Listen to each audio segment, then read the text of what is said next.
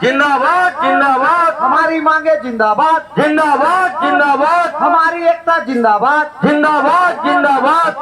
साथियों, पिछले 3 बार में हमने देखा है, लगातार 3 बार प्रयास किया है संगठन के द्वारा कि सरकार के पास हमारी बात पहुंचे और वो समझे कि वर्तमान जो महंगाई चल रही है और इस महंगाई के दौर में हमको समय समय पर मिलने वाले महंगाई भत्ता जो हमारा अधिकार है, उस अधिकारों का हनन हो रहा है। लेकिन ये सरकार गूंगी बहरी सरकार की तरह हमारे मांगों को अनसुना कर रही है और दे रही है तो ऐसे लग रहा है कि वो कोई इनाम दे रहे हैं, खैरात दे रहे हैं। लेकिन वास्तविकता क्या है? आज एक छोटा से छोटा चीज का रेट बढ़ता है तो उसके साथ उसमें लगने वाला टैक्स भी बढ़ जाता है। अगर किसी चीज की कीमत 40 रुपए है और अगर वो 50 रुपए हो गई तो 50 रुपए के हिसाब से टैक्स लगता है। अरे हम भीख नहीं मांग रहे हैं भाई, हम अपना अधिकार मांग रहे हैं। आप वो दो जो हमको मिलना चाहिए। छत्तीसगढ़ में ये जो आंदोलन हो रहा है, ये पूरे भारतवर्ष में एक मिसाल है। मिसाल इसलिए है क्योंकि ऐसा आंदोलन कभी हुआ ही नहीं कि आदमी के मौलिक अधिकारों का हनन हो।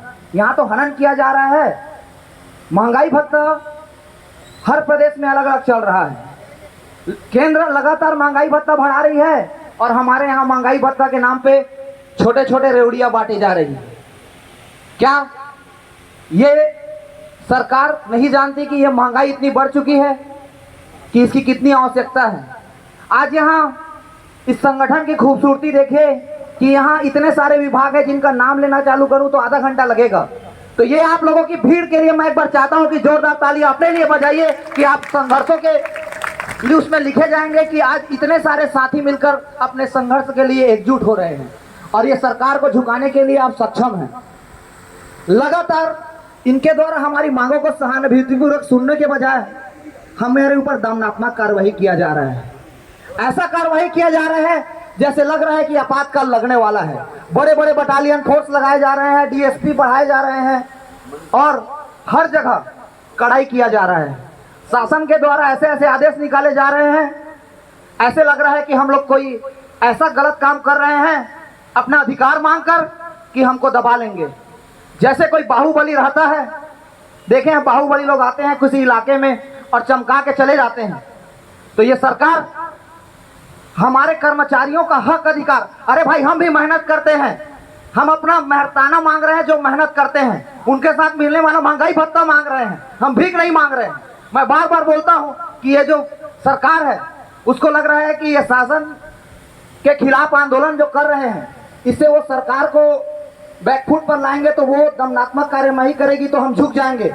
लेकिन आप लोगों की इस धरती को मैं सलाम करता हूं, प्रणाम करता हूं कि आज आप लोगों की एकजुटता दिख रही है जो पूरे छत्तीसगढ़ में संदेश जाएगा कि आप लोगों की भीड़ की वजह से सरकार को झुकना पड़ा। एक दिन इतिहास बनेगा आप लोगों का कि आप लोगों ने इस आंदोलन में सहभागी लेकर उस सरकार को झुका दिया जो सरकार हठधर्मी है।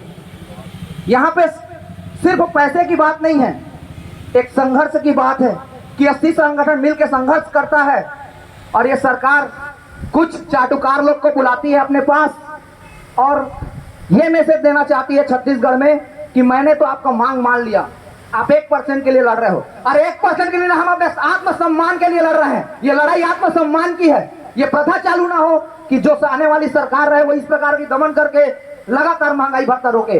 और ये लड़ाई है कि ये जो महंगाई भत्ता भी लागू किए हैं 6% का, इसको दे तिथि से दे तिथि से लड़ने की लड़ाई है। अरे 6% यदि बताए मेरे पास पैसा नहीं है लेकिन इसको लागू किया है तो दे तिथि से देना चाहिए। यही सम्मान की लड़ाई है। एक गलत परंपरा चालू हो रही है छत्तीसगढ़ में।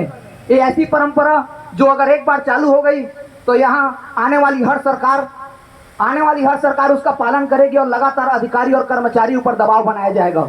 इस प्रथा को समाप्त करने के लिए लड़ना जरूरी है क्योंकि उसूलों पर चोट आए तो लड़ना जरूरी है और जिंदा है तो जिंदा नजर आना जरूरी है। साथियों, आखिरी 2 पंक्ति के साथ अपनी बात खत्म करूंगा। राह के पत्थर को चकनाचूर होना चाहिए। राह के पत्थर को चकनाचूर होना चाहिए। वार चाहे एक हो भरपूर होना चाहिए। सिर्फ इतना ही नहीं, वो हार अपनी मान ले। कौन? जो हमारे ऊपर दमन कर रही है। सिर्फ इतना ही नहीं, वो हार अपनी मान ले, वो हमारे सामने मजबूर होना चाहिए, मजबूर होना चाहिए। तो इस शासन को झुका दो साथियों। धन्यवाद साथियों, सादर प्रणाम, सादर अभिवादन।